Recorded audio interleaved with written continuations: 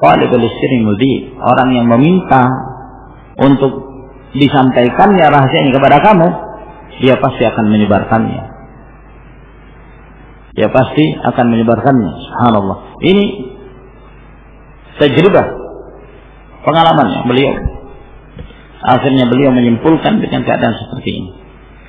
Biasanya sebagian mereka ngotot, pokoknya harus disampaikan. Dia berusaha untuk mencari jalan gimana cara dia mengetahui permasalahan orang ini. Nah, seorang yang amanah, dia tidak meminta, tapi dia menunggu. Kalau dia tidak diceritakan, alhamdulillah, tidak jadi masalah, tidak ada beban bagi dia. Dan ketika dia diceritakan tanpa dia meminta, maka dia siap untuk menjaganya. Ini orang yang baik, yang saleh. Nah, waqila, dan ada pula yang berkata, asya rajulun li sadiqin lahu sirra min asrarihi.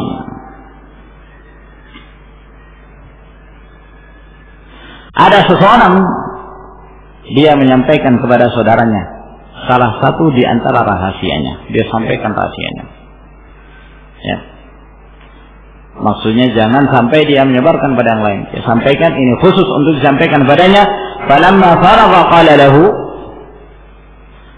tatkala telah selesai dia menyampaikan rahasia tersebut, maka dia mengatakan pada saudaranya itu, hafiztahu, apa kamu sudah menghafalnya? Kamu sudah mengingatnya? Qala la bal nasituhu. Oh tidak, bahkan saya lupa sudah. Bahkan saya sudah lupa. Maksudnya apa? Ini apa? Penyebutan lupa maksudnya dia bukan lupa apa yang diceritakan, tapi dia ingin menjelaskan kepada saudaranya bahwa apa yang kamu sampaikan ini sudah tersimpan dan tidak akan disebarkan kepada yang lain. Seperti orang yang lupa. Kalau seorang lupa, bagaimana mungkin dia akan menyebarkannya kepada orang lain? Maka dia mengatakan bal nasitu, bahkan saya lupa sudah. Maksudnya dia tidak akan menyampaikan berita ini kepada yang lain. Sudah tersimpan di dalam hatinya. Ini amanah, kamu tenang, tidak akan disebarkan. Nah, oleh karena itu, ma'asyiral rahimakumullah, dari sini menjelaskan kepada kita, pada saat kita hendak menyampaikan apa yang menjadi problem kita dan kita ingin agar berita itu, permasalahan tersebut tersembunyi, tersimpan, jangan sembarang cerita, asal percaya kepada orang. Sebelum kita mengetahui betul bahwa orang ini amanah, ya, jangan ceritakan apa yang hendak kamu rahasiakan kecuali kepada orang yang benar-benar kamu sudah punya pengalaman dengannya bahwa orang ini amanah. Dia akan menjaga rahasianya. Ada seorang, ya, ulama mengatakan at-tuma'inatu ila kulli ahadin qabla al-ikhtibar humqun. Ya. Merasa percaya kepada setiap orang sebelum kita menguji orang itu, ini adalah kebodohan. Sekedar bertemu sehari, 2 hari, sepekan, dalam keadaan dia belum mengetahui watak dan kondisi orang tersebut, dia langsung percaya. Akhirnya diceritakan semuanya. Ya, dia tidak tahu bahwa ternyata orang ini khain. Dia berkhianat, dia tidak menyimpan rahasia. Akhirnya tersebar. Akhirnya kamu pun menyesali perbuatan kamu ketika kamu menyampaikan permasalahan kepada orang tersebut. Sehingga ma'asyiral rahimakumullah, tidak menceritakan apa yang hendak kita rahasiakan kecuali kepada orang yang benar-benar kita sudah mengetahui orang ini pandai menyimpan rahasia. Wali ba'dihim, dan ada sebagian mereka mengatakan dalam syairnya, laisal karimul ladzi inzalla sahibuhu basal ladzi kana min asrarihi alima innal karima alladzi tabqa mawaddatuhu wa yahfazu sirra insafa wa insarama. Laisal karim, bukan orang yang mulia. Alladzi inzalla sahibuhu, apabila sahabatnya itu melakukan kesalahan, basal ladzi kana min asrarihi alima, maka dia langsung menyebarkannya dari rahasia saudaranya tersebut, apa yang dia ketahui. Ini bukan orang yang karim, orang yang mulia. Dia tahu bahwa saudaranya bersalah, langsung dia sebarkan kesalahannya itu. Akhirnya kesian orang ini, jadi semakin malu dia.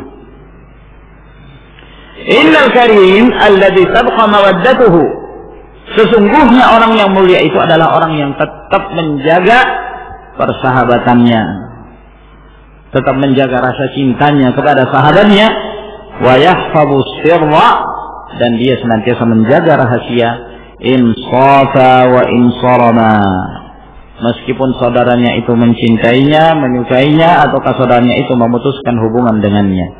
Sampai putus hubungan pun dia tetap menjaga rahasia si fulan. Ini penting, ma'asyiral ikhwah rahimakumullah. Biasakan diri untuk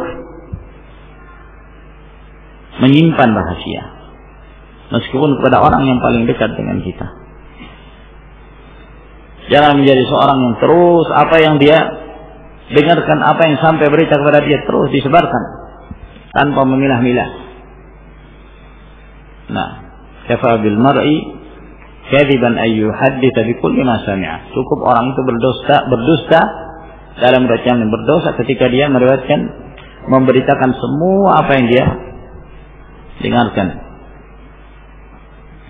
Wa minha, dan di antara adab-adab pergaulan al-masyuratu ma'al ikhwan wa qabuluha minhum, senantiasa bermusyawarah, membiasakan musyawarah bersama dengan ikhwan, dan menerima, siap untuk menerima musyawarah atau pendapat dari ikhwan.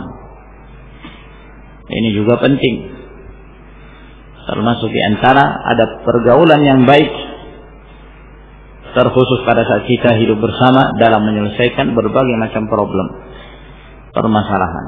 Al-musyawarah, dan al-musyawarah dalam artian dalam perkara-perkara yang tidak disebutkan hukumnya secara nas dalam kitab Allah dan sunnah Rasul sallallahu alaihi wasallam, yang masih memungkinkan bagi seorang untuk mencari solusi dari berbagai problem, dari berbagai permasalahan. Adapun sesuatu yang hukumnya jelas ini haram, maka tidak perlu ada musyawarah dalam perkara yang demikian. Ini hukumnya wajib, maka tidak perlu ada musyawarah. Ya. Kewajiban sholat berjamaah tidak perlu dimusyawarahkan gimana kita menetapkan sholat di masjid atau tidak. Tidak perlu. Itu adalah suatu hal yang wajib. Namun yang dimaksud di sini adalah bermusyawarah dalam perkara-perkara yang ada sekian dari solusi atau jalan keluar yang hendak kita ambil dari berbagai keputusan.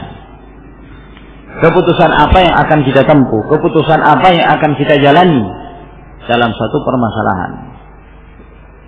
Ingin bangun masjid misalnya, maka kita bermusyawarah, masjid ini sebaiknya di bahagian mana kita bangun, ya, di depankah, di belakangkah, di tengahkah, yang mana sebaiknya. Nah, ingin bangun masjid, tentukan berapa ukuran yang terbaik, gimana kondisinya, posisinya, dan seterusnya.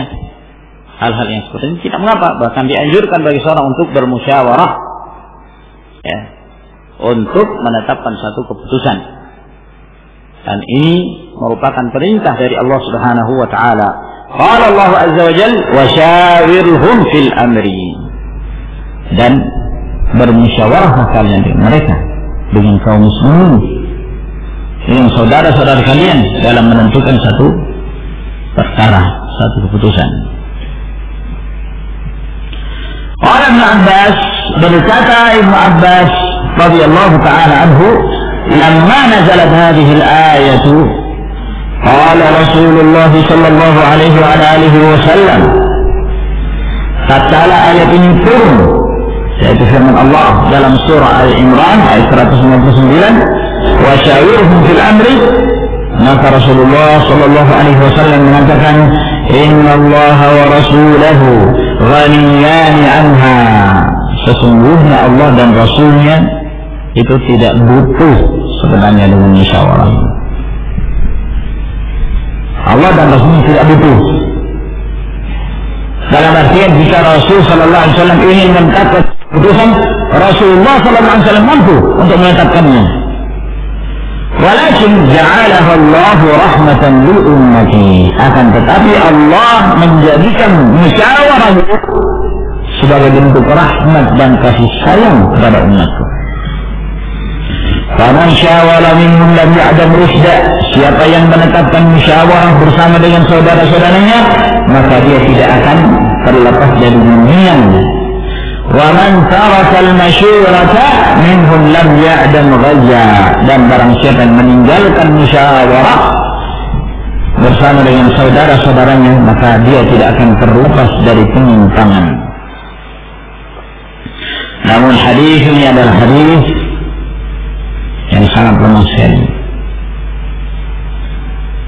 Hadis yang sangat lemah sekali. Diriwayatkan oleh Ibnu Ali dalam kitab Al-Syamil. Dalam sanadnya ada perawi yang bernama Abbad bin Kathir Ar-Ramli. Dan perawi ini perawi yang sangat lemah. Hadis-hadis yang diriwayatkannya ghair mahfuzah, tidak terpelihara. Alhasil hadis ini dhaif, namun kita mencukupkan dengan ayat bahwa Allah Subhanahu wa taala memerintahkan wa syawirhum fil amri, bermusyawarahlah dalam menentukan suatu keputusan. Dan berdasarkan amalan Rasulullah sallallahu alaihi wasallam dengan para sahabatnya, beliau selalu mengajak para sahabat untuk bermusyawarah dalam menentukan aturan misalnya. Silakan. Oleh karena itu Rasulullah sallallahu alaihi wasallam meneguhnya nasihat dari Salman Al-Farisi radhiyallahu ta'ala anhu setelah bermusyawarah untuk menggali tarik dalam peristiwa perang Khandaq. Ini hasil dari musyawarah. Demikian pula amalan para sahabat. Abu Bakar Siddiq radhiyallahu anhu bermusyawarah dengan para sahabatnya, dengan Umar bin Khattab radhiyallahu anhu dalam hal memerangi orang-orang yang enggan membayar zakat yang dahulu mereka rutin membayarnya di zaman Rasul sallallahu alaihi wasallam. Umar bin Khattab radhiyallahu anhu bermusyawarah dengan orang-orang tua dari kalangan para sahabat yang mereka adalah orang-orang yang dahulu mengikuti perang Badar, dari para syuhud Badar. Demikian pula bersama dengan Abdullah bin Abbas radhiyallahu ta'ala anhu. Beliau masukkan di kalangan orang-orang yang terkadang Umar bin Khattab radhiyallahu ta'ala meminta pendapat-pendapat mereka. Jadi menunjukkan bahwa musyawarah merupakan satu hal yang dituntut, melihat dari berbagai sisi, sehingga kita tidak merasa bahwa pendapat kita sajalah yang benar. Pokoknya apa yang menjadi keputusan saya harus diikuti. Tidak demikian.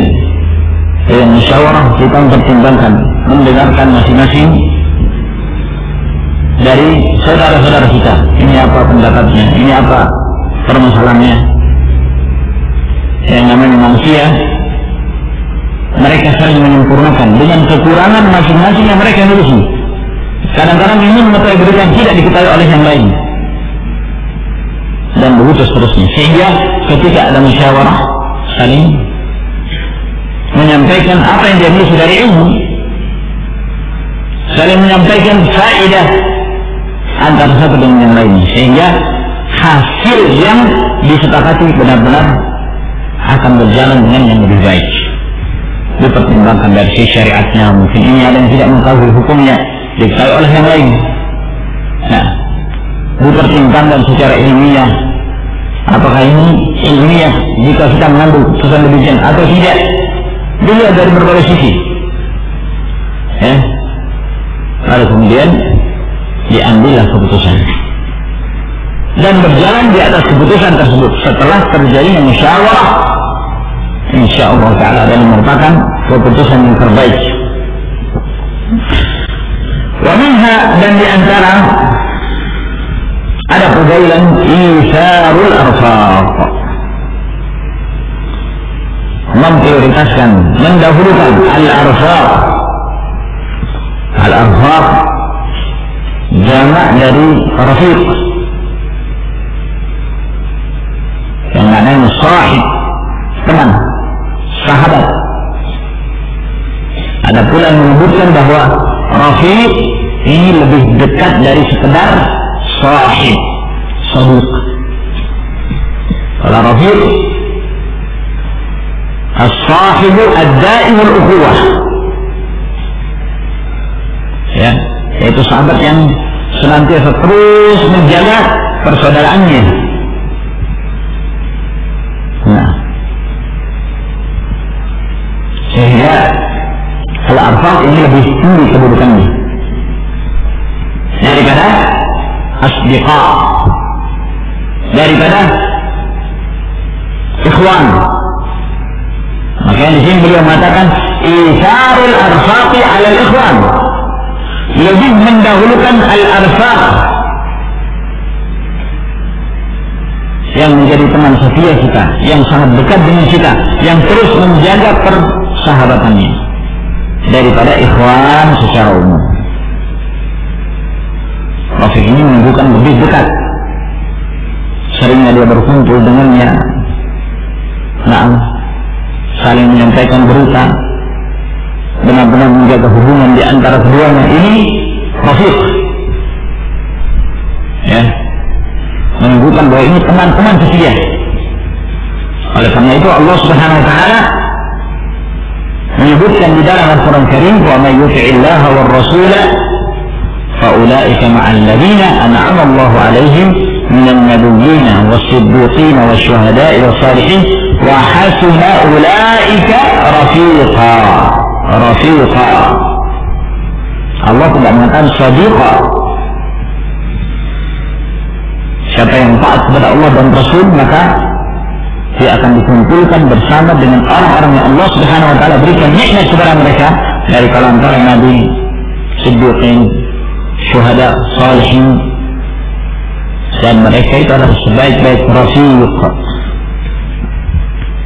ya, dikumpulkan bersama dengan teman setia yang terus menjaga persaudaraan. Karena beliau dahulukan rafiq daripada ikhwan secara umum. Qala Allah Ta'ala, Allah Subhanahu wa taala berfirman, wa yu'thiruna 'ala anfusihim walau kana bihim khasasah wa man yuqa shuhha nafsihi fa ulaika humul muflihun.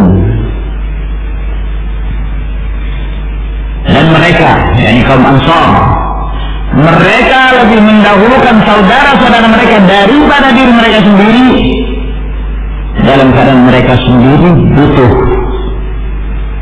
Tapi rasa cintanya mereka dengan kaum muhajirin yang berhijrah datang ke negeri mereka, Al-Madinah, maka mereka pun memberikan pertolongan apa yang mereka mampu. Mereka dahulukan saudara-saudara mereka yang berhijrah ke tempat mereka, ke negeri mereka, dalam keadaan mereka butuh harta, tapi mereka berikan kepada saudara mereka. Ini kaum Ansar. Allah Subhanahu wa taala memuji kedermawanan mereka. Allah Subhanahu wa taala memuji kesungguhan mereka dalam hal at-ta'awun 'alal birri wat taqwa, tolong-menolong di atas kebaikan dan ketakwaan kepada Allah Subhanahu wa taala. Dan Allah Tabaraka wa taala menyatakan, wa may yuqa shuhha nafsihi fa ulaika humul muflihun. Siapa yang terjaga dari keciciran, kebakhilan pada dirinya, mereka itu adalah orang-orang yang mendapatkan keberuntungan. Nah, memperhatikan hajat dan kebutuhan saudaranya.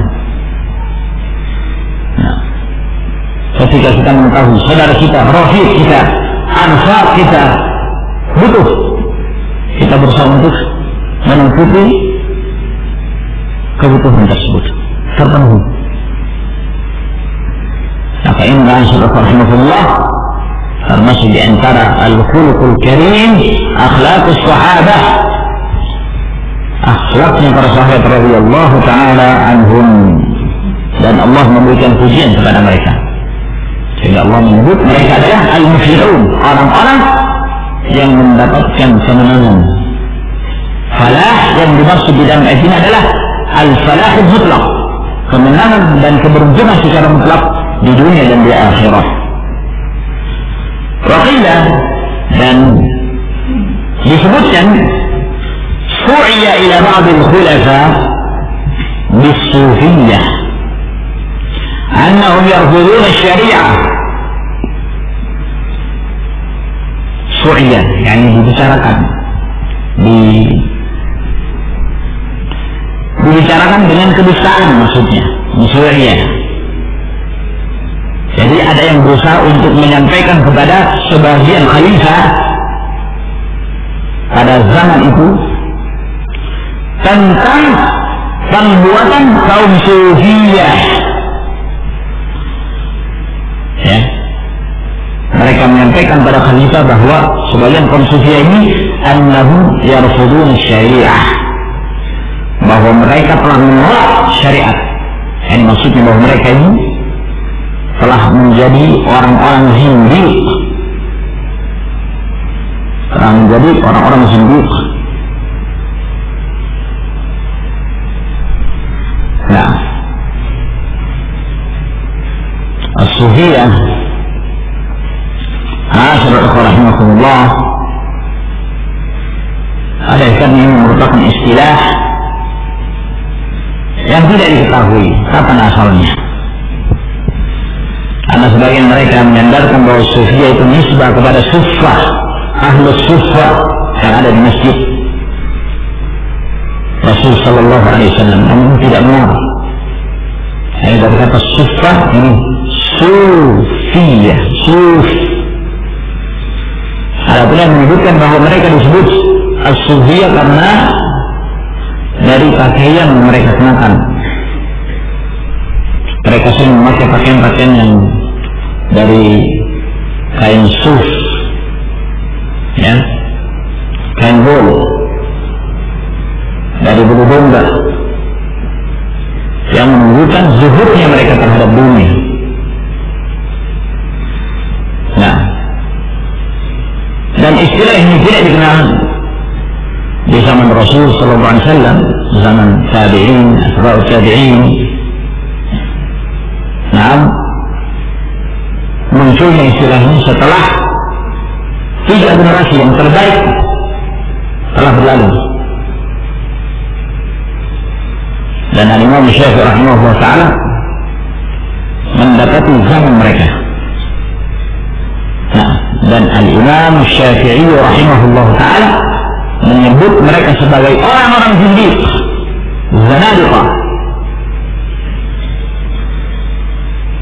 Ya, beliau menyebutkan ketika beliau meninggalkan Baghdad dan berangkat ke Mesir, kata beliau, laqad kharajtu min Baghdad wa qad ahdathat az-zanadiqatu shay'an yusammunahu as-sama' yasrifuna an-nasa 'an al-Qur'an al-Karim.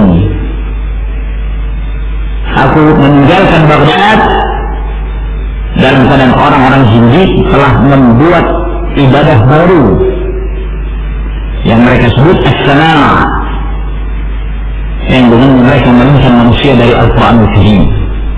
As-sama' disebut juga al-mughabbir, yani jenis-jenis nyanyian yang dilakukan oleh kaum sufiyah ini, katanya untuk mengingatkan mereka kepada Allah, bernyanyi, ya, sambil joget. Saking semangatnya mereka bernyanyi dengan nasyid mereka yang mereka sebut as-sama', mereka menghentakkan kaki-kaki mereka ke tanah sehingga menyebabkan debu itu bertebaran di sekitar mereka. Makanya disebut al-mughabbir, dari hubar, yang menyebabkan debu berterbangan di sekitar mereka. Saking semangatnya. Dan ini kebiasaan kaum Sufiyah sampai sekarang. Sebagian kaum Sufiyah masih melakukan acara-acara yang seperti ini. Maka mereka sebut hadra'an atau yang semisalnya dari bid'ah Sufiyah sambil bernyanyi dan lain sebagainya. Nah, ma'asyiral rahimahullah, pada hakikatnya as-Sufiyah, istilah Sufiyah adalah merupakan firqah yang keluar dari syariat Allah Subhanahu wa taala dengan tingkatan-tingkatan mereka. Tingkatan-tingkatan mereka. Ada yang sampai pada tingkat kufur billah azza wa jalla. Itu kalau sampai pada tingkatan keyakinan al-hululiyah, ittihadiyah, wahdatul wujud, menyangka bahwa dirinya adalah Rabb adalah dirinya, atau menyangka bahwa Allah Subhanahu wa taala telah menjelma pada dirinya. Dan ini sudah sampai pada tingkatan kufur. Atau meyakini bahwa ada di antara umat ini yang boleh untuk tidak mengikuti syariat Rasulullah SAW karena dia lebih mengutamakan untuk mengikuti syariatnya wali. Yang mereka yakini bahwa Khadir itu alaihissalam masih hidup. Kadang-kadang kalau dalam pertemuan para wali, mereka meyakini bahwa Khadir itu hadir di tengah-tengah mereka sebagai pimpinannya para wali. Khadir yang pernah bertemu dengan Nabi Allah Musa alaihissalam, dan ini batil. Khadir telah meninggal seperti manusia yang lainnya, dan Khadir alaihissalam adalah seorang nabi di antara nabi-nabi Allah Subhanahu wa taala, seperti halnya nabi-nabi dan rasul yang lainnya yang memiliki syariat tersendiri. Jadi ini asal dari istilah Sufiyah. Hanya saja ya, menjadi sebagian mereka menisbatkan istilah as-Sufiyah kepada sebagian kaum yang zuhad, yang mereka tidak dikenal dengan penyimpangan seperti kaum Sufiyah belakangan. Oleh karena itu ada yang menisbatkan bahwa Al-Hasan Al-Basri itu Sufi. Al-Hasan Al-Basri imam ahli sunnah, ya, tapi disebabkan karena dikenalnya beliau dengan zuhudnya, dengan ibadahnya, dengan kalimat-kalimat hikmah yang beliau sampaikan, sampai mereka menisbatkan bahwa ini diantara imam Sufiyah. Nah, boleh jadi yang disebutkan di sini bahwa mereka adalah satu kaum yang zuhud, yang semangat dalam beribadah kepada Allah Subhanahu wa taala, zuhud terhadap kehidupan dunia. Ya. Lalu kemudian mereka difitnah bahwa ada yang melaporkan kepada sebagian khalifah pada zaman itu bahwa mereka ini adalah orang-orang yang menolak syariat. Ya, maksudnya mereka adalah orang-orang zindiq. Ya, itu. Akhirnya sekali disampaikan kepada mereka, kepada khalifah, fa'akhadha minhum ta'ifatan, maka khalifah pun memerintahkan untuk menangkap mereka. Akhirnya ditangkaplah sekelompok orang di antara mereka. Ya, harusnya kan diteliti dulu, ya, tentang perbuatan mereka, amalan mereka. Tapi disebabkan karena berita bohong ini disampaikan pada khalifah, maka khalifah memerintahkan untuk menangkap mereka dan segera dieksekusi. Ya, segera dihukum mati. Penggal. Minhum Abu Husain An-Nuri, di antara mereka adalah Abu Husain An-Nuri. Ini juga Abu Husain An-Nuri, Ahmad bin Muhammad Al-Khurasani, dikenal sebagai seorang yang zahid. Ya. dinisbatkan kepadanya tariqah sufiyah. Namun sekali lagi bahwa perlu untuk meneliti keadaan-keadaan yang dinisbatkan kepada mereka sufiyah. Apakah kondisi mereka yang dinisbatkan kepada sufiyah seperti sufiyah yang nyeleneh, ya, nyeleneh, yang menyimpang, yang sesat, yang meninggalkan syariat Allah Subhanahu wa taala. Sebab Abu Husain An-Nuri memang dikenal sebagai seorang yang zuhud, ya, tapi tidak diketahui bahwa beliau menolak syariat. Bahkan di antara ucapan-ucapan beliau, kata-kata hikmah beliau menunjukkan bahwa beliau bersungguh-sungguh dalam menjalankan agama ini. Nah, di antara ucapan Abu Husain An-Nuri rahimahullah ta'ala, beliau mengatakan, man ra'aitahu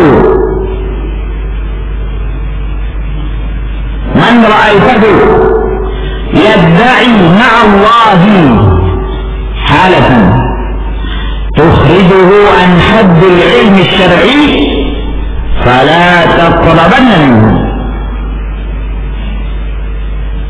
Man ra'aitahu, siapa yang kamu melihat seseorang dia mengaku bersama Allah dalam kondisi yang mengeluarkan dia dari batas ilmu syar'i, jangan kamu mendekatinya. Jangan kamu mendekatinya. Jadi dengan tegas beliau menyatakan demikian. Kalau ada seorang mengaku, dia mengaku bersama Allah, dia mengaku taat kepada Allah, tapi melihat dari kondisinya dia telah keluar dari batasan-batasan ilmu syar'i, jangan kamu dekati dia. Itu zindiq. Ini disebutkan oleh Al-Imam Al-Hafidh Al-Zahabi dalam Syiar A'lam Al-Nubala, dan juga Syekhul Islam Taimiyah rahimahullah dalam beberapa kitab beliau menukilkan perkataan Abu Husain An-Nuri. Dan juga dinukilkan dari beliau mengatakan, a'azzul asya' fi zamanina 'alimun ya'mal bi'ilmihi wa 'arifun yanfiqu an haqiqatihi. Sesuatu yang paling mulia di zaman kita ini adalah seorang alim yang mengamalkan ilmunya, dan seorang yang arif yang berbicara tentang hakikat ma'rifat tersebut, ya, di atas ilmu dan kejelasan. Dari sini menjelaskan kepada kita bahwa tidak dikenal di zaman mereka ada istilah ilmu laduni, seperti orang-orang sufi yang telah menyimpang dan mereka telah menjadi zindiq. Nah, dilaporkan kepada Al-Khalifah bahwa Abu Husain An-Nuri bersama dengan yang lainnya, mereka ini telah menolak syariat dan telah menjadi zindiq. Radhiyallahu anhu. Fa'amara bi darbi adaqin, maka khalifah pun memerintahkan, jadi didatangkan sayyaf, ya, tukang yang eksekutor, dia yang akan memenggal kepala orang-orang. Nah, maka dihadapkanlah mereka itu untuk dipenggal kepala mereka. Qala fabadara Abu Husain ila sayyaf, maka ketika akan dipenggal, ini Abu Husain Nuri, dia yang paling pertama maju, ya, untuk menyerahkan kepalanya di hadapan sayyaf ini, eksekutornya. Dia yang paling pertama. Dia tidak ingin ada saudara-saudara yang mendahului dia. Dia yang paling pertama. Subhanallah. Padahal ini mati. Akibatnya adalah kematian, ya kan? Nah, ini bukan masalah biasa. Biasanya seorang kalau akan dieksekusi, sudah setan terakhir, biar yang lain dulu. Ini enggak. Dia yang paling pertama maju ke depan untuk dieksekusi. Fabadar Abu Husain ila Sayyaf, faqala li Sayyaf, maka eksekutor ini pun mengatakan kepadanya, "Malaka badarta dun ashabik? Kenapa engkau yang bersegera untuk ditinggal tanpa teman-teman yang lain?" Ya. Karena mungkin sudah dikirim, kok ini yang di belakang kok maju ke depan, pengen dia yang lebih dahulu. Faqala, maka berkata Abu Husain, "Aradtu izar ashabi bi hayati hadhihi al-lahzah." Aku menginginkan lebih mengutamakan sahabat-sahabat itu untuk masih merasakan kehidupan detik-detik ini. Subhanallah. Meskipun akan dipegal juga para sahabatnya itu, ya minimal ada detik-detik yang mereka masih merasakan dunia. Saya lebih mendahulukan mereka untuk merasakan dunia daripada saya. Saya lebih cepat, tidak apa-apa. Fakana dzalika sababa najatihim. Akhirnya ini menjadi sebab mereka semua selamat dari pemenggalan itu. Ya. Karena ketika Abu Husain mengatakan saya ingin mendahulukan saya lebih mendahulukan saudara-saudara saya agar mereka masih merasakan kehidupan detik-detik ini, maka saya mendahulukan diri saya. Akhirnya mendengarkan itu, eksekutor ini enggan untuk memenggal. Ini orang saleh ini. Nah, ini bukan orang sembarangan yang akan dipegal, orang saleh. Dia berpikir, kenapa saya harus meninggal orang seperti ini keadaannya? Saudara-saudaranya, ya, dia lebih mendahulukan saudaranya. Dia rela untuk menyerahkan dirinya, berarti menunjukkan kesalehannya, kebaikannya. Akhirnya nggak berani, ya, takut dosa. Eksekutor ini. Akhirnya disampaikan, diserahkan pada khalifah. Saya menyerahkan pada anda. Saya nggak mau ikut campur dalam urusan ini. Nah, akhirnya Al-Khalifah ini pun menyerahkan mereka kepada Al-Qadhi yang disebut sebagai Qadhi Al-Qudah, pimpinannya para qadhi ketika itu, Ismail bin Ishaq. Maka dihadapkan mereka ini, sekelompok orang ini, termasuk di antara Abu Husain Nuri. Lalu kemudian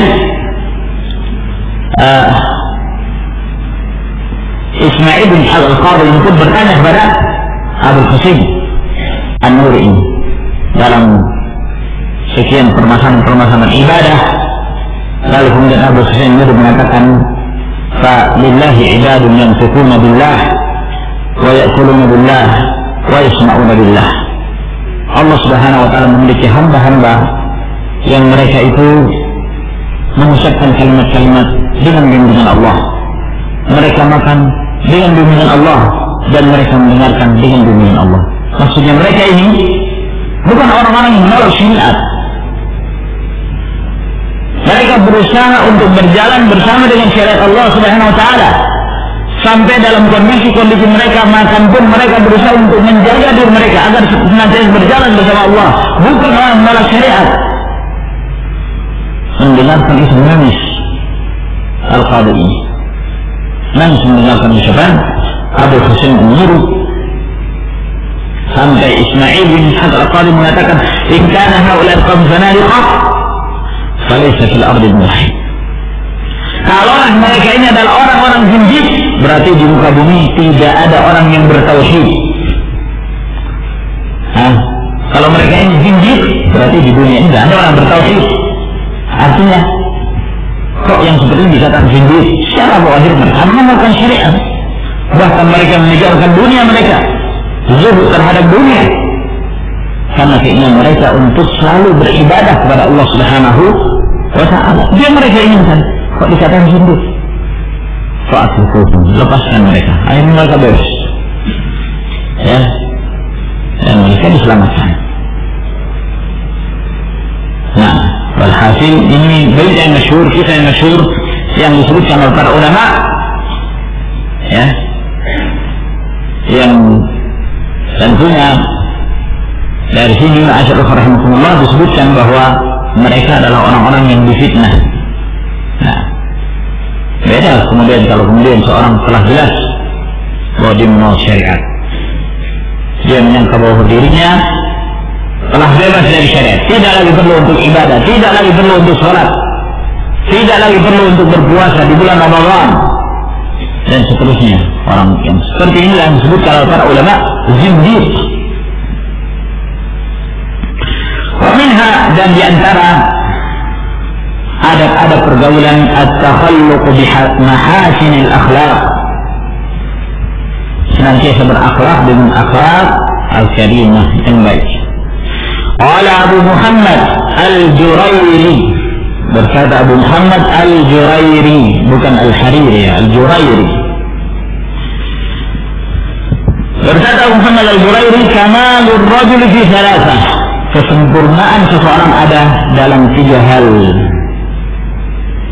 Al-ghurbah, keterasingan, ya, keterasingan karena dia mengamalkan syariat. Dalam ayat yang lain disebutkan al-qurbah, dalam hal mendekatkan diri kepada Allah Subhanahu wa taala. Was-suhbah, dalam pergaulan. Wal-fitnah, dan dalam hal kecerdikan, kepandaian. Kesempurnaan seorang jika dia memiliki 3 perkara ini sudah sempurna. Al-ghurbah, as-suhbah, wal-fitnah. Al-ghurbah, maka al-ghurbah, keterasian dalam kehidupan dunia, litadlilin nafsi, untuk merendahkan diri kita di hadapan Allah Subhanahu wa taala, ya, menghindari dari berbagai macam penyakit hati, kesombongan, kecongkakan dalam kehidupan dunia. Maka al-ghurbah litadlilin nafsi, untuk merendahkan diri kita, menjaga hubungan dengan Allah Subhanahu wa taala. Yang kedua, was-suhbah, dalam pergaulan, dalam persahabatan. Untuk apa? Litakhalluqi bi akhlaqir rijal, agar kemudian seorang memiliki akhlak seperti akhlaknya para tokoh. Rijal maksud di sini adalah orang-orang khusus, bukan rijal yang laki-laki, bukan. Rijal yang maksudnya para tokoh, orang-orang yang dikenal sebagai orang yang bijak, orang yang baik, orang yang saleh. Maka ini manfaat dari persahabatan, pergaulan dengan menjaga al-khuluqul karim. Yang ketiga, wal fitnah litanjim, wal fitnah, dan kecerdikan atau kepandaian, litanjim, untuk memungkinkan bagi seseorang menggapai apa yang dia inginkan, dan kini agar dia diberikan kemampuan untuk mendapatkan apa yang dia ingin meraihnya, tentu dengan ilmu. Dan ilmu itu adalah pemahaman. Maka ketiga hal ini, ma'asyarullah rahimakumullah, terpenuhi kebutuhan seseorang, subhanallah, dunia wal akhirah, hanya dalam 3 hal: al-ghurbah, was-suhbah, wal-fitnah. Hubungan dia kepada Allah dengan ghurbah, hubungan dia dengan sesama manusia dengan suhbah, dan untuk mendapatkan apa yang dia inginkan tentu dengan ilmu, dengan fitnah. Wa minha, dan di antara adab pergaulan, qillatu mukhalafatil ikhwan fi asbabid dunya. Di antara adab pergaulan yang baik adalah meminimalisir, berusaha untuk mengurangi semampu mungkin untuk menyelisihi saudara-saudaranya dalam urusan dunia. Nah, dalam urusan dunia ini penting, ma'asyarullah rahimakumullah. Pada poin sebelumnya beliau menyebutkan secara umum pentingnya dalam adab pergaulan itu muwafaqatul ikhwan, sejalan bersama dengan saudara-saudaranya, tidak selalu menyelisihinya, sedikit-sedikit menyelisihi, sedikit-sedikit menyelisihi, tidak. Nah, kalau di sini secara khusus, terkhusus dalam urusan dunia, jangan sampai seorang suka menyelisihi saudaranya dalam perkara dunia, sebab jika demikian akan sering menimbulkan permusuhan, persaudaraan hanya tinggal menjadi bangkai saja. Ya, hilang persaudaraan itu. Kenapa? Masing-masing kotor dengan dunianya. terjadi pertengkaran dalam urusan dunia, waliyadzubillah. Hati-hati ma'asyiral rahimakumullah. Tidak sedikit orang-orang yang bersahabat, orang-orang yang bersaudara, yang pada asalnya mereka bersaudara karena Allah Subhanahu wa taala, akhirnya mereka pun bermusuhan. Masalahnya adalah masalah dunia. Masalah dunia. Seperti halnya anjing. Anjing ini kalau tidak ada dunia, nggak ada makanan, wah, akur-akuran antara satu dengan yang lain. Tapi begitu ada makanan, saling menggonggong antara satu dengan yang lainnya, yang terjadi permusuhan. Allah musta'an. Ya, hati-hati. Kadang-kadang kita senang dengan seorang, kita percaya kepada seorang, akhirnya kita jadikan teman bisnis, teman dalam urusan dunia. Ya, kenapa? Karena kita mengetahui dia amanah, baik, dekat pula dalam hal dunia. Nah, sejalan, sama ngajinya. Nah, akhirnya dia kan sebagai teman partnernya dalam bisnisnya. Subhanallah, kita tidak tahu syaitan bermain, selalu berusaha untuk memecah belah di antara hubungan orang-orang bersaudara. Inna syaitan qad ya'isa ayya'budahu musallin walakin bitahrish bainahum. Syaitan itu putus asa untuk disembah oleh orang-orang salat, tapi dalam hal memecah belah hubungan di antara mereka yang bersaudara, adu domba, syaitan ini akan terus lakukannya. Subhanallah, terjadi perbedaan dalam hal perhitungan keuntungan. Ya.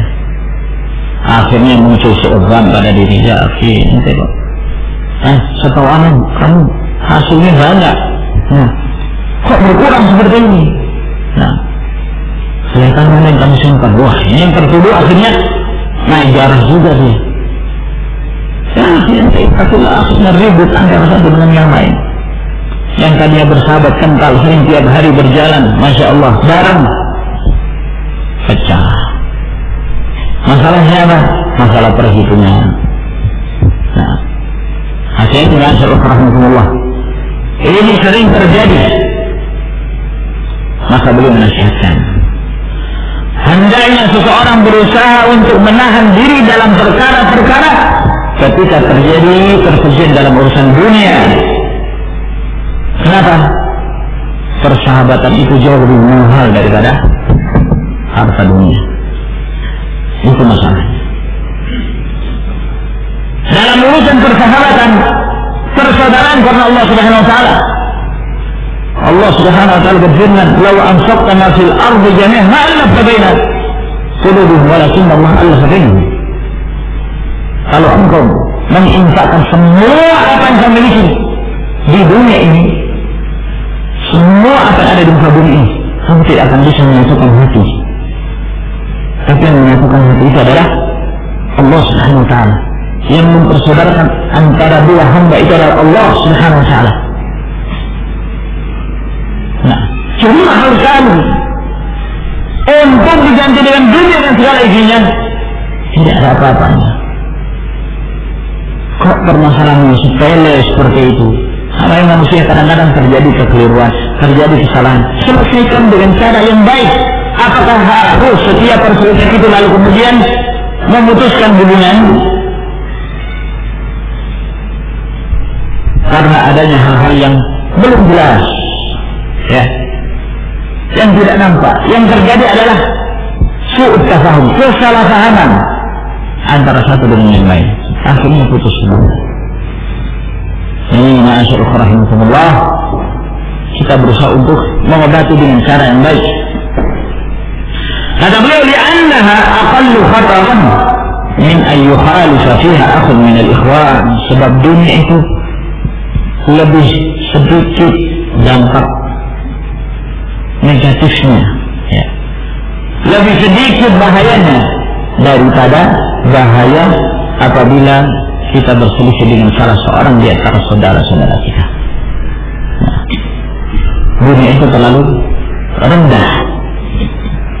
Nah, sementara persaudaraan itu sangat mahal sekali, sulit untuk didapatkan. sebagaimana yang telah disebutkan sebelumnya. Ya, kesulitan seorang untuk mencari saudara karena Allah Subhanahu wa taala lebih sulit daripada mencari al-kibritul ahmar itu, permata merah itu. Asyar ikhwah, sehingga ketika seorang telah menemukan, berusaha untuk menjaga hubungan tersebut. Ya, sekali lagi selama tidak ada tanda-tanda yang meyakinkan, yang ada adalah suudzon, buruk sangka. Nah, yang ada adalah fitnah, yang ada adalah adu domba, yang ada adalah kekeliruan, kesalahpahaman. Selesaikan dengan cara yang baik. Nah, kadang-kadang subhanallah permasalahan-masalah sepele, masalah-masalah kecil, akhirnya ribut. Yang tadinya urusannya urusan beragam, ya, berubah jadi masalah si fulan mubtadi, ahli bid'ah, hizbi si fulan. Kenapa? Nah, sudah berusaha mencari salahnya. Ya, karena saya melihat dia jual buku-buku, saya katanya orang hizbi. Nah, yang mungkin ketika itu juga dia juga sama seperti itu juga. Nah, ya sudah, kalau terjadi perselisihan batasi perselisihan di situ saja, jangan terlalu meluas. Ya, asal masalah dunia asal jadi hizbi-hizbian. Nah, sehingga membid'ahkan antara satu dengan yang lain. Masalah tabdi' menghukumi seorang ahli bid'ah ini bukan masalah sepele, butuh untuk dilihat secara ilmiah. Nah, bukan diserahkan pada setiap orang. Qala Yahya bin Mu'adz ar-Razi, berkata Yahya bin Mu'adz ar-Razi, ad-dunya bi ajma'iha la tusawi dhanna sa'ah. فكيف بغم طول عمرك وقطع إخوانك بسببها مع قلة نصيبك منها. Dunia ini seluruhnya itu tidak bisa dibandingkan dengan kesedihan sesaat. Ya, dunia seluruhnya tidak bisa dibandingkan dengan kesedihan sesaat. Lalu bagaimana dengan kesedihan yang berkepanjangan sepanjang hidupmu? Disebabkan karena kamu memutuskan hubungan dengan saudaramu karena sebab dunia. Itu pun kata beliau, padahal yang kamu dapat dari dunia itu terlalu sedikit. Berselisih. Apa masalahnya? Masalahnya duit 10.000 rupiah. Ya, ya sudah, ambil 10.000 ini, tetap kita menjaga hubungan saya. Ya. Terjadi lagi perselisihan. Masalahnya apa? Masalah 10 juta rupiah. 10 juta. Sedikit apa banyak? Nah, kalau dalam timbangan syariat sedikit. Karena beliau mengatakan dunia di ajma'nya, dunia dan segala isinya. Ya, itu tidak bisa dibandingkan dengan kesedihan seseorang. Nah, apalagi harus sampai kemudian seorang berselisih dengan seorang saudara karena Allah Subhanahu wa taala. Nah, hanya disebabkan karena kesalahpahaman. Allahu musta'an. Wa minha, dan di antara ada pergaulan an tusahib al-ikhwana 'ala al-wafa'i wad-din. Hendaknya engkau bergaul, bersahabat dengan saudaramu 'ala al-wafa', selalu berusaha untuk al-wafa', menunaikan apa yang telah kamu tetapkan bersama dengan saudara. Ada janji, tunaikan janji. Ya, ini maksudnya al-wafa', berusaha untuk menunaikan. Jangan terbiasa untuk menyusul janji dengan saudaramu. Ini akan menjadi sebab terputusnya hubungan. Wajib, dan bersahabatlah kamu dengan saudaramu dalam urusan agama. Karena agama, kita tidak bersaudara dengan saudara kita karena Allah, melainkan karena Allah Subhanahu wa taala. Kita menghindarinya karena dia saleh, dia baik, dia mengajak kita kepada kebaikan, dia tidak mengajak kita kepada kemungkaran. Dia selalu mengajak kita, mengajak kita untuk belajar, talabul ilm, ngaji dan yang sebagainya. Ini sahabat yang baik. Dun duna ar-raghbati war-rahbati wat-tama'. Ya. Tanpa ar-raghbah war-rahbah wat-tama'. Ar-raghbah, ya. Ar-raghbah itu asalnya ar-raghbah, mendorong sesuatu, ya, menganjurkan sesuatu, memberi harapan sesuatu. Ar-raghbah menakut-nakuti. Kata beliau, bersahabat dengan saudara itu hendaknya di atas al-wafa, selalu menunaikan janji. Jangan hanya sekedar memberi angan-angan. Jadi yang diberikan raghbah, harapan, tapi tidak ada buktinya. Atau raghbah mau menyebabkan saudara itu khawatir, cemas, ketakutan. Jangan berikan ketenangan pada saudara kita. Wattana, dan jangan tamak terhadap saudaranya, mengharapkan untuk mendapatkan apa yang dimiliki oleh saudaranya. Jika dia punya harta, dia mengharapkan hartanya. Tidak. Persahabatan yang mulia adalah sahabat benar-benar karena Allah Subhanahu wa taala, dibangun di atas din, karena agama. Qala al-Jurairi, berkata al-Jurairi, bukan al-Hariri, ya, al-Jurairi, ta'amal al-qarn al-awwal fima bainahum bid-din zamanan tawilan hatta raqa ad-din. Generasi pertama dahulu mereka bergaul di antara sesama mereka, bermuamalah di antara sesama mereka dengan agama, ya, karena agama, karena ini di zaman yang panjang sehingga agama itu mulai berkurang, raqad-din, mulai berkurang, yakni mulai berkurang persahabatan karena agama. Thumma ta'amala al-qarn ats-tsani bil wafa. Kemudian datang kurun yang berikutnya di mana manusia mereka bermuamalah di antara mereka dengan al-wafa, saling menunaikan janji, menunaikan apa yang mereka tetapkan. Hatta dhahaba al-wafa, sampai wafa itu pun hilang, ya, kebiasaan menunaikan janji pun telah hilang. Thumma ta'amala al-qarn ats-tsalits bil muru'ah. Kemudian datang kurun yang berikutnya, generasi yang berikutnya, mereka bermuamalah dengan cara muru'ah, masing-masing berusaha untuk menjaga harga dirinya, ya, muru'ah termasuk di antara akhlak yang baik. Hatta dhahabatil muru'ah, akhirnya muru'ah pun hilang, ya, telah berlalu. Thumma ta'amala al-qarn ar-rabi' bil haya' hatta dhahaba al-haya'. Kemudian datang kurun yang keempat, mereka bermuamalah dengan penuh rasa malu hingga rasa malu pun hilang. Thumma shara an-nasu yata'amaluna bir-raghbati war-rahbah. Kemudian jadilah manusia sekarang ini mereka bermuamalah dengan cara ar-raghbah war-rahbah, hanya memberi harapan atau menakut-nakuti,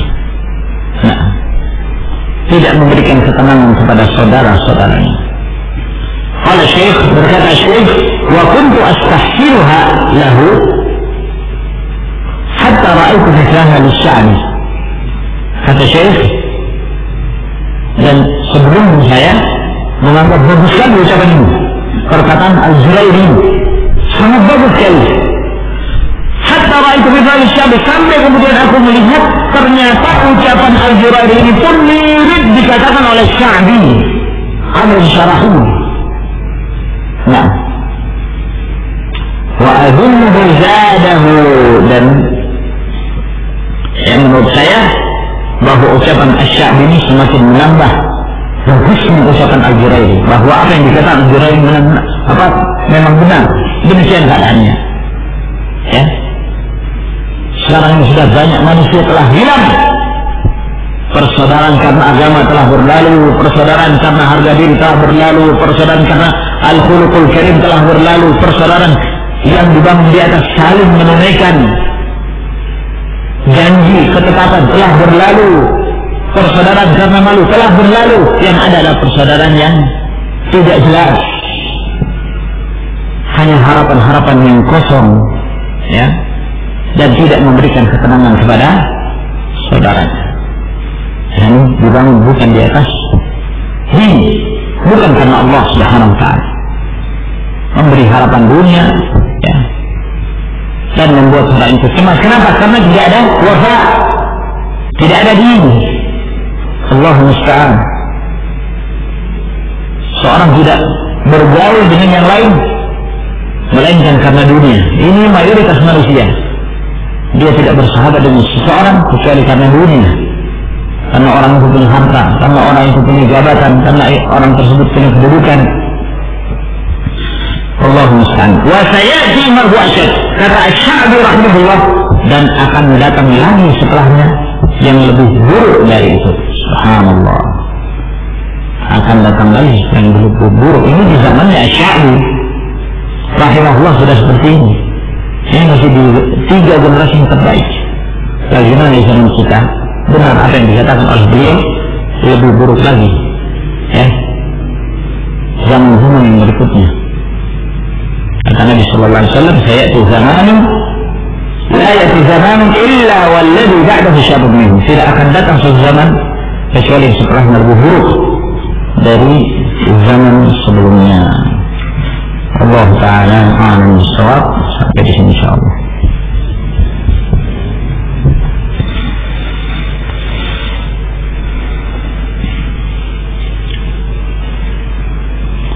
بعد التشهد، بعد التشهد الأخير صلوات sudah. Baik. Kita lanjutkan dari Hisnul Muslim yang ke-24, ad-du'a ba'da at-tashahhud al-akhir qabla as-salam. Berdoa setelah tasyahud akhir sebelum salam. Ya, dan ini merupakan waktu di mana seorang dianjurkan untuk memperbanyak doa sebelum salam, setelah tasyahud. Dan seseorang meminta apa saja yang dia inginkan, thumma yatakhayyar min al-mas'alati ma syaa'. Dia memilih permintaan apa saja yang dia inginkan kepada Allah Subhanahu wa Ta'ala.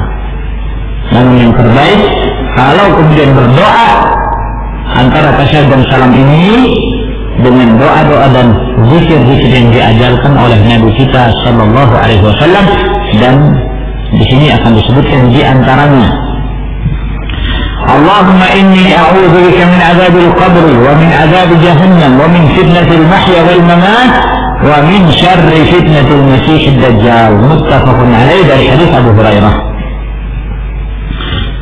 Ya Allah, aku berlindung padamu dari siksaan kubur, dari siksaan jahannam, dari fitnah hidup dan fitnah mati, dan dari kejahatan fitnah al-Masiihud Dajjal. Setelah itu Rasul mengatakan dalam hadis ini, kemudian dia silakan meminta apa saja yang diinginkan kepada Allah Subhanahu wa Ta'ala untuk kebaikan dunia, demikian pula akhirat.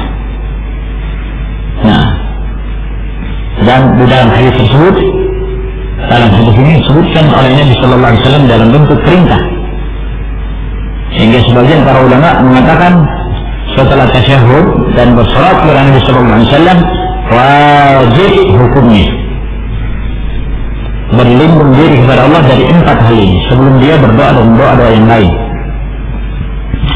Zikir yang lain, Allahumma inni a'udzu bika min 'adzabil qabr wa a'udzu bika min fitnatil masiihid dajjal wa a'udzu bika min fitnatil mahya wal mamat. Allahumma inni a'udzu bika minal ma'san wal maghram. Ya Allah, aku berlindung diri kepadamu dari siksaan kubur. Aku berlindung kepadamu dari fitnah al-Masiihid Dajjal. Aku berlindung diri kepadamu dari fitnah hidup dan mati. Ya Allah, aku berlindung diri kepadamu dari al-ma'sam, al-ism, perbuatan dosa, wal maghram, dan dari hutang. Muttafaqun alaih, dari hadis Aisyah radhiyallahu anha. Nah, kenapa kok seorang dianjurkan berlindung diri dari hutang? Nah, sebab ya, seorang berhutang asal hukumnya boleh. Namun kenapa beliau berlindung diri? hutang ini menyebabkan seorang terjatuh dalam perbuatan dosa. Karena sebab hutang menyebabkan dia berdusta. Sering berhutang, hutang sana, hutang sini. Numpuk hutangnya, akhirnya ditagih. Ini sudah lewat tempo mana? Oh begini, terus dia berusaha untuk mencari alasan meskipun dengan cara dusta. Dan subhanallah, ini kenyataan. Alhamdulillah. Kebanyakan orang yang dulu hutang suka berdusta. Hati-hati. Mending miskin, hidup miskin, tapi nggak ada hutang. Daripada Masya Allah, punya mobil, punya motor, hutang semua. Musibah. Hidup tidak tenang. Nah. Zikir yang lain, Allahumma inni zalamtu nafsi zulman katsira wa la yaghfiru dzunuba illa anta faghfir li maghfiratan min 'indik warhamni innaka antal ghafurur rahim. Muttafaqun alaih dari hadis Abdullah bin Amr. Ya Allah, sesungguhnya aku telah menzalimi diriku dengan kezaliman yang banyak. Ini zikir ini penting. Rasul sallallahu alaihi wasallam mengajarkan zikir ini kepada Abu Bakar As-Siddiq radhiyallahu anhu. Untuk menunjukkan bahwa seorang benar-benar berserah diri kepada Allah, merasa rendah di hadapan Allah, bahwa aku ini adalah seorang hamba yang banyak berbuat zalim, zulman katsira. Wa la yaghfiru dzunuba illa anta, dan tidak ada yang mengampuni dosa kecuali Engkau ya Allah. Faghfir li maghfiratan min 'indik, maka ampunilah aku dengan maghfirah dari sisimu ya Allah. Warhamni innaka antal ghafurur rahim, dan rahmatilah aku, sesungguhnya Engkau adalah Al-Ghafur Ar-Rahim. Yang berikutnya, Allahumma ighfir li ma qaddamtu wa ma akhartu wa ma asrartu wa ma a'lamtu wa ma asraftu wa ma anta a'lamu bihi minni, antal muqaddim wa antal muakhir, la ilaha illa anta. Hadis riwayat Imam Muslim dari hadis Ali bin Abi Thalib radhiyallahu anhu. Ya Allah, ampunilah aku apa yang pernah aku lakukan dan apa yang aku lakukan terbelakang, yakni seluruhnya, dan apa yang aku lakukan dalam keadaan tersembunyi, dan apa yang aku lakukan dalam keadaan terang-terangan, dan apa yang aku telah berlebihan dalam melakukannya, dan apa yang Engkau lebih mengetahui tentang kesalahan itu daripada diriku sendiri. Antal muqaddim wa antal muakhir, la ilaha illa anta. Engkau Al-Muqaddim, yang meninggikan derajat siapa yang Engkau kehendaki dari hamba-hambamu, dan Engkau merendahkan martabat siapa yang Engkau kehendaki dari hamba-hambamu. Zikir yang lain, Allahumma a'inni ala dzikrika wa syukrika wa husni ibadatik. Hadis riwayat Abu Daud dan Nasai dari Mu'adz bin Jabal. Allahumma a'inni ala dzikrik, ya Allah, bantulah aku untuk senantiasa berzikir kepadamu, wa syukrika, dan bersyukur kepadamu, wa husni ibadatika, dan baik dalam beribadah kepadamu. Baik dalam ibadah, husni ibadah, apabila ibadah itu di atas keikhlasan dan di atas bimbingan Rasul sallallahu alaihi wasallam, di atas sunnah.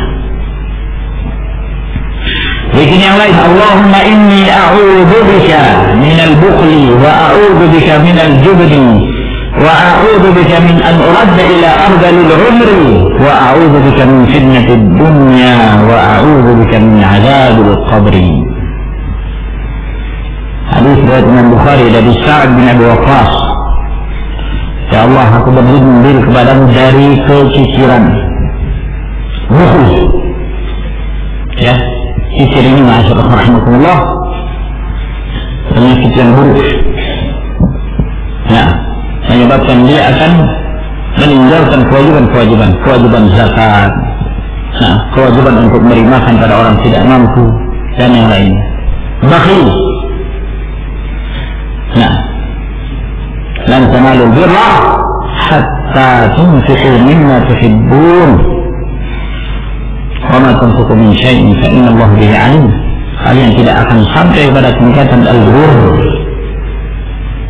Kalian tidak akan mencapai tingkatan al-birr, menjadi orang yang taat, sampai kalian menginfakkan di antara harta yang kalian cintai. Apa yang kalian senang? Nah, seorang berinfak, tapi dia menginfakkan sesuatu yang memang dia sudah tidak butuh, itu biasa. Ya, dia punya kursi lama di rumah misalnya, sudah tidak terpakai karena dia punya kursi baru, dia kasihkan ke orang. Itu biasa yang seperti itu. Tidak menunjukkan tanda bir, tidak menunjukkan tanda ketaatan. Ya, tapi ada satu, dia senang dengan itu. Dia cinta harta itu, tapi dia berikan kepada saudaranya. Nah, dia infakkan jalan Allah Subhanahu wa taala. Ini baru menunjukkan bahwa seseorang memiliki sidqul iman, kejujuran dalam imannya. Karena tidak mungkin ada orang yang melakukan demikian kecuali itu menunjukkan kebenaran iman yang dia miliki. Nah, wa'udzu bika minal jubni, aku berlindung diri kepadamu dari rasa takut mengecut. Ya. Nah, yang dimaksud juga di sini adalah rasa takut yang tidak wajar, yang menyebabkan dia meninggalkan apa yang diwajibkan. Takut berperang, takut berjihad di jalan Allah Subhanahu wa taala misalnya. Ya. Takut terhadap hal-hal yang tidak ada hakikatnya. Nah, baru jalan sedikit tempat yang gelap sudah ketakutan. Ya. Ada orang seperti ini kondisinya. Nah, sedikit aja mati lampu sudah teriak. Kalau anak kecil wajar, kalau anak kecil wajar. Tapi kalau sudah dewasa masih teriak juga. Kenapa ketakutan? Aneh. Wa a'udzu bika min an uradda ila ardalil umur, dan aku berlindung diri kepadamu ya Allah dari dikembalikan kepada umur yang paling buruk, maksudnya pikun. Ya, pikun ini keburukan, ma'asyarul rahimakumullah, tua yang jelek akhirnya. Ya, oleh karena itu berlindung diri kepada Allah. Allahumma inni a'udzubika minal haram. Haram itu pikun. Min an uradda ila ardalil umur, aku berlindung diri dari penyakit pikun. Nah, ya, karena tentu itu adalah suatu hal yang negatif. Beda dengan seorang yang sampai tua, usianya masya Allah sampai 1 abad dalam keadaan, ya, pikirannya itu masih sehat. Nah, masih sehat. Syekh Al-Albani rahimahullah taala disebutkan oleh mereka yang berada di dekat Syekh Al-Albani pada masa-masa akhirnya. Nah, terbaring di rumah sakit dalam kondisi subhanallah.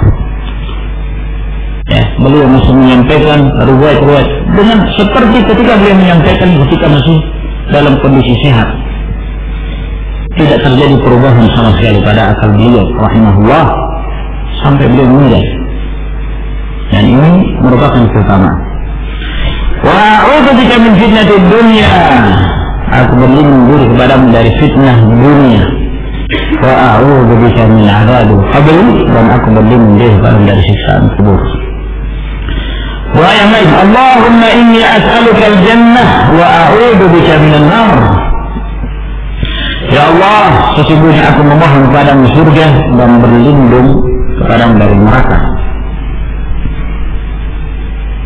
Hadis ini diriwayatkan oleh Abu Daud Ibnu Majah dari hadis Abu Hurairah.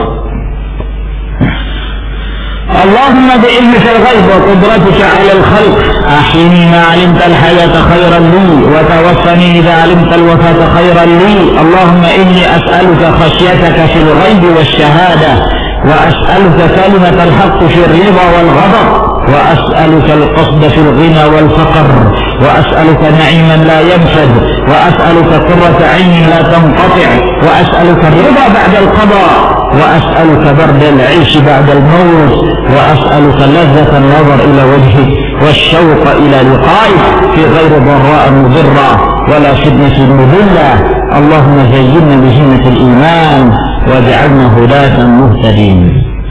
Ini dua diucapkan sebelum salam. Jadi sebenarnya kalau kita membaca di semua hama betul. Ya, setelah tasyahud, setelah salawat, ta'awudz dari 4 hal, lalu kemudian baca zikir doa banyak. Nah,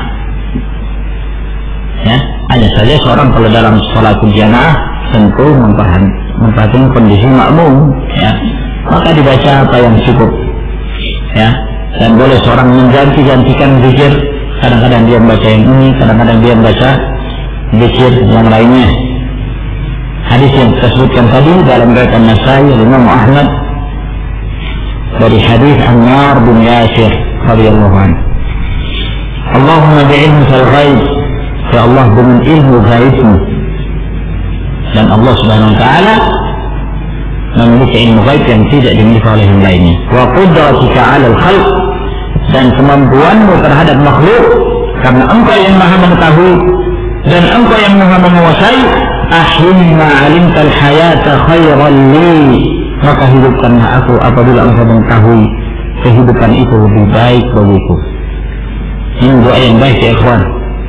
Wa tawaffani idza 'alimtal wafata khairan li, dan wafatkanlah aku jika Engkau mengetahui bahwa kematian itu lebih baik bagiku. Jangan minta mungkin. Dapat problem sedikit dalam rumah tangganya, dalam dia punya masalah, ya aku minta, ya Allah bunuhlah aku, ya Allah lebih baik aku mati, tanpa ada syarat. Nah, jangan-jangan kamu mati betulan tapi mati di atas keburukan. Minta kepada Allah kematian tapi dengan syarat, jika kematian itu lebih baik, matikanlah aku ya Allah jika kematian itu lebih baik bagiku. Hidupkanlah aku jika kehidupan itu lebih baik bagiku. Jadi ada syaratnya, tidak secara umum, ya. Karena secara umum tercela, boleh jadi dia hidup dalam keburukan, boleh jadi dia mati juga mati dalam keburukan. Nah, makanya kata Nabi sallallahu alaihi wasallam, la yatamannayanna ahdukum al-maut li dhurrin asabahu, fa in kana la budda fa'ilan falyakun Allahumma ahyini ma kanat al-hayatu khairan li wa tawaffani idza kanat al-wafatu khairan li. Jangan sekali-kali salah seorang kalian berangan-angan mati karena hanya mendapatkan satu musibah, satu cobaan. Kalau terpaksa dia harus mengatakan, maka dia mengucapkan, ya, Allahumma inni as'aluka khasyataka fil ghaib wasyahadah. Ya Allah, aku mengharap, aku memohon padamu agar aku diberikan perasaan takut kepadamu dalam kondisi apapun, dalam setiap keadaan. Fil ghaib wasyahadah, apakah di saat sendirian tidak ada yang melihatnya atau di keramaian.